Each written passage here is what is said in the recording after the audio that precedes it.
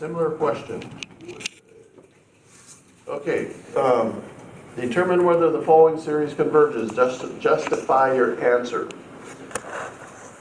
Okay, well let's go through the ones they give us here. Does P series make sense for this? No. No, because your base is E, right? P series is when your base is K. So A, no. Geometric series, does that apply here? No. Geometric series is when you have a common ratio. You multiply this term by a common amount to get the next term, and you keep multiplying by that same amount to work your way through the series. That's not happening here. So B and C are both out. Integral test. The integral test is always a possibility. Often we don't use it because, do we know how to do integral of x factorial? We don't. So often we don't use it because either we don't have an integral for it, or it's extremely difficult and impractical to do the integral test. All right? So D is out. P series. Did we talk about that already? Yeah, we talked about that at A. P series is out. So integral test is the only thing that's really left, isn't it? And it will work here. So remember, if we're going to do the integral of this, if the integral converges, then this converges. If the integral diverges, then this diverges. What the integral does not tell us is what the sum of this series is. It does not tell us what it is. It only tells us if it converges or diverges. All right? Okay, so let me write this one up here.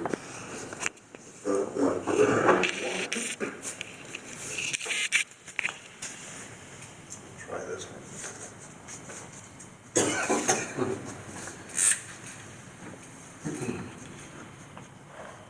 Got the sum as k equals 1 to infinity. 2. Oh.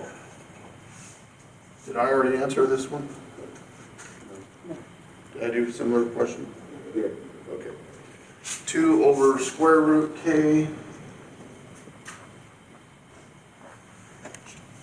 e raised to the square root k power.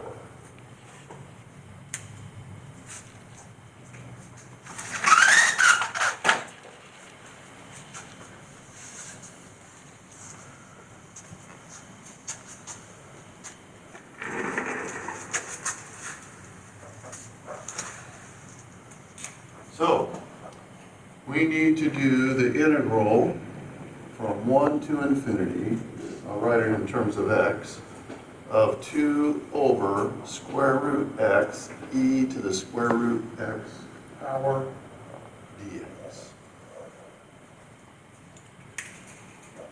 Okay, I'm going to write it in terms of u before I write it in a limit. So I'm going to be a little bit sloppy compared to what we did when we did the improper integral section. So I'm going to let u equal square root x, which remember that's like x to the 1/2. Du will then be 1/2 x to the negative 1/2, which is like 1 over 2 square root x dx.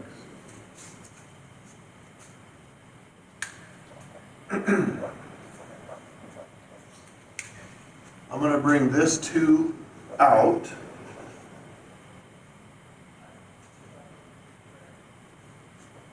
And so now we have 1 up there over. We need this 2 in the denominator for the du, so I'm going to put 2 square root x down there, e to the square root x dx. Now, I multiplied this 2 in the denominator in to get a match for the du. That means we need to counter it with a 2 in the numerator out there. Okay? So now in terms of u, we have 4.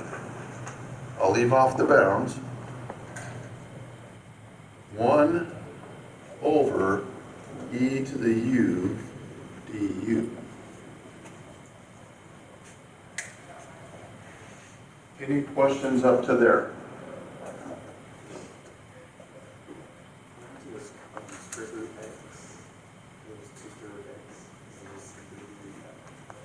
Du is 2 square root x, so that 2 square root x is inside of du. No. Du is 1 over 2 square root x. That's in the denominator. So that and that. That and that make that. Oh. Does that make sense? All good? It's a shortcut. All right. So now we have this e to the u in the denominator can be written as e to the negative u. The antiderivative of that, antiderivative of e to the negative u is e to the negative u. We would have to do another substitution, and we would end up with another negative out here. Do I need to show that? Okay. So we're going to let, so let me erase this in because we're going to end up in terms of another variable. I'm going to let w equal negative u. So dw will be negative 1 du.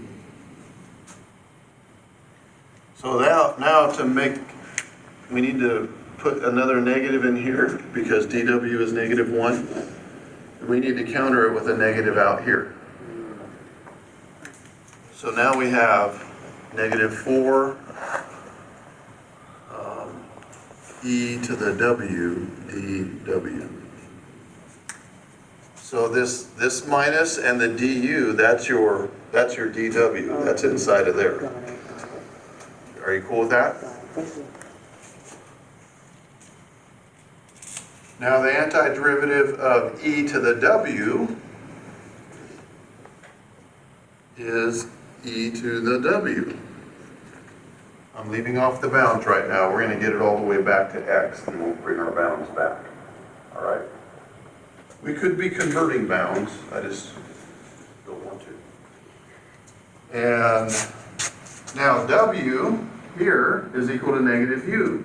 So this equals negative 4 e to the negative u.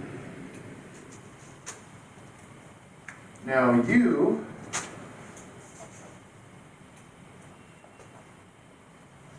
over here is square root x.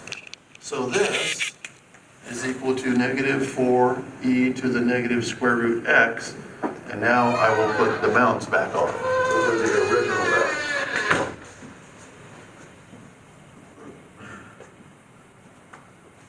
Now I will write this as a limit as b goes to infinity of negative 4 e to the negative square root x, 1 to b.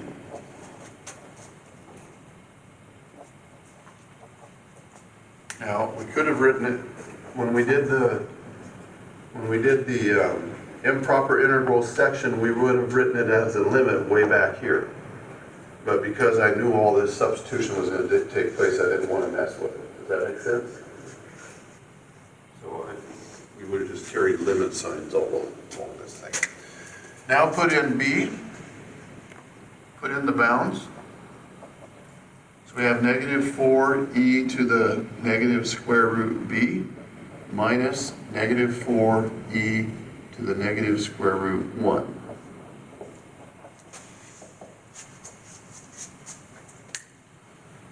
Remember this negative here on the negative root b here?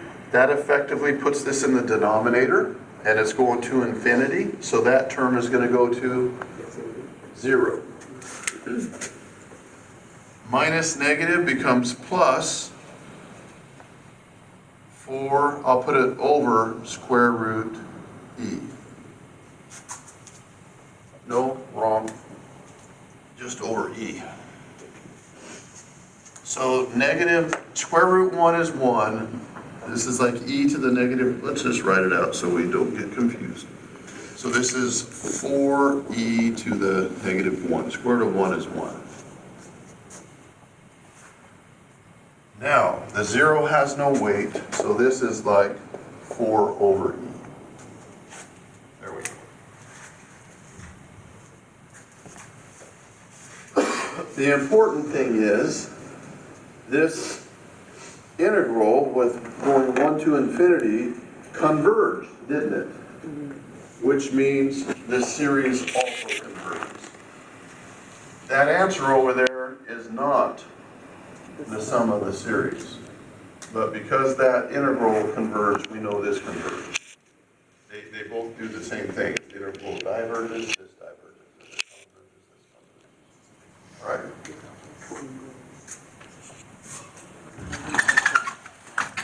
All right? And, oh boy, we got to put the answer in. I sure hope it's right. So, D would be ours, right? The integral test yields, now we got to put our answer there, so the series converges by the integral test. Oh my goodness.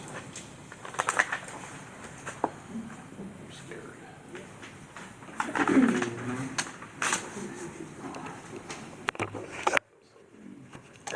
Dopamine. Okay, so.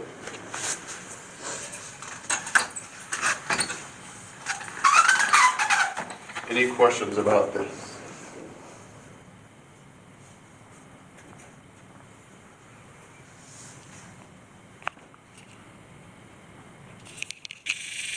Things are stacking up on us. We're using a lot of different skills. We're using U substitutions, even did a double U substitution.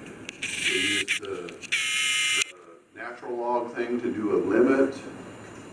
There's an improper integral here. It's like everything we've learned in the past is occasionally coming back to us, isn't it?